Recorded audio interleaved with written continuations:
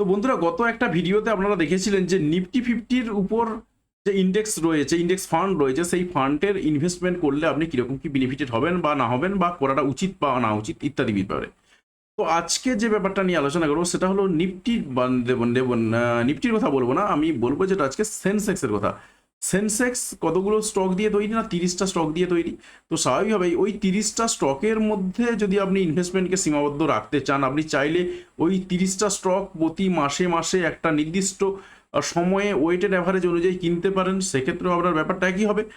আবার আপনি যদি মনে করেন যে না, এত সম্ভব হবে না আমার পক্ষে, তাতে করে আপনি করতে পারেন যেটা, যে ইউনিট হিসাবে কিনতে পারেন, এবং সেই ইউনিট হিসাবে কিনতে চাইলে সেক্ষেত্রে আপনাকে মিউচুয়াল ফান্ডের সহযোগিতা নিতে হবে, এবং মিউচুয়াল ফান্ডের সহযোগিতা নিয়ে কিন্তু আপনি চাইলে কাজটা করতে পারেন। অর্থাৎ আপনার সেক্ষেত্রে যেটা হবে, মিউচুয়াল ফান্ডের যেটা আপনার সেন্সেক্সের যে ইন্ডেক্স রয়েছে, সেই সেন্সেক্সের ইন্ডেক্সে ইনভেস্টমেন্ট করা হবে।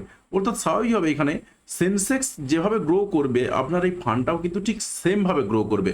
এখানে আপনি যেখানেই ইনভেস্টমেন্ট করবেন না কেন, প্রায় কম বেশি বলা যায় 19-20 একই ধরনের রিটার্ন পাবেন। তো আমরা যদি সেন্সেক্সের যে সমস্ত ফান্ডগুলো রয়েছে, সেই ফান্ডগুলোকে নিয়ে একটু দেখে নিই কী কী ফান্ড রয়েছে, এবং আপনি যদি ইনভেস্টমেন্ট করেন সেক্ষেত্রে আপনি কতটা কি রিটার্ন পাবেন। মোটামুটিভাবে একটা 5 বছরের রিটার্নের আমরা হিসাব পাচ্ছি, গড় হিসাব। তাতে করে আমরা সেই 5 বছরের রিটার্নটা আপাতত দেখিয়ে দিতে পারবো, যে আপনার এরপরে ইচ্ছা যাবে হয়তো যে আপনার ইনভেস্টমেন্ট করাটা উচিত হবে না, উচিত হবে না, বা আপনি অন্যান্য ফান্ডগুলোর সঙ্গে কম্পেয়ার করলে বুঝতে পারবেন যে আপনার এই ইন্ডেক্স ফান্ডে ইনভেস্টমেন্ট আলটিমেটলি ভালো হচ্ছে না কিনা খারাপ হচ্ছে। তো প্রথমেই আসছি যেটা HDFC index HDFC S&P fund Sensex, এটা সেন্সেক্সের একটা ফান্ড রয়েছে এইচডিএফসি ইন্ডেক্সের। তো এইচডিএফসির মিউচুয়াল ফান্ডের, তো সেন্সেক্সের উপর যে ফান্ডটা রয়েছে তার যদি আমরা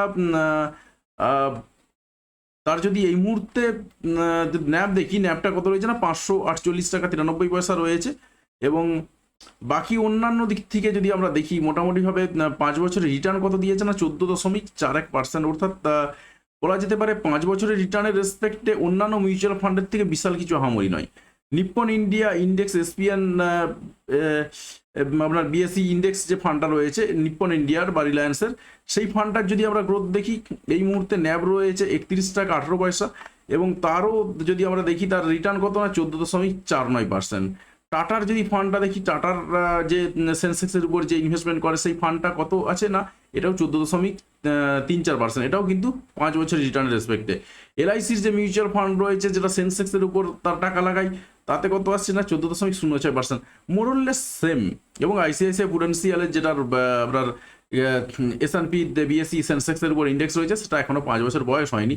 তো আপাতত দেখা গেল যে মোটামুটিভাবে 14%-এর মতন রিটার্ন দিয়েছে, এবং এটাই বলা যেতে পারে এক প্রকার রিটার্ন, এছাড়া কিন্তু আর কিচ্ছু নেই। অর্থাৎ আপনি যদি মনে করেন সেক্ষেত্রে আপনি চাইলে ইনভেস্টমেন্ট করতে পারেন, আর আপনি যদি মনে করেন না অন্যান্য ফান্ডগুলো তো অনেক বেটার, সুতরাং সেন্সেক্সের ফান্ডে বা সেন্সেক্সের যে আপনার ইন্ডেক্স ফান্ডে সেখানে লাগানোর কোনো যুক্তি নেই, সেক্ষেত্রে আপনি নাও লাগাতে পারেন, আপনার ব্যাপার। তো যাই হোক, আশা করছি আপনি ভিডিওটা পুরোপুরি বুঝতে পেরেছেন, এবং আর 5টা ভিডিওর মতন আপনাকে এখানেও বলবো যে চ্যানেলটা যদি সাবস্ক্রাইব না করে থাকেন, অবশ্যই চ্যানেলটি সাবস্ক্রাইব করে পাশে আসা বেল বাটনটি অবশ্যই প্রেস করবেন, এবং ভিডিওতে লাইক দিয়ে কিন্তু আমাদের উৎসাহ অবশ্যই বাড়াবেন। তো ধন্যবাদ বন্ধু ভিডিওটি দেখার জন্য।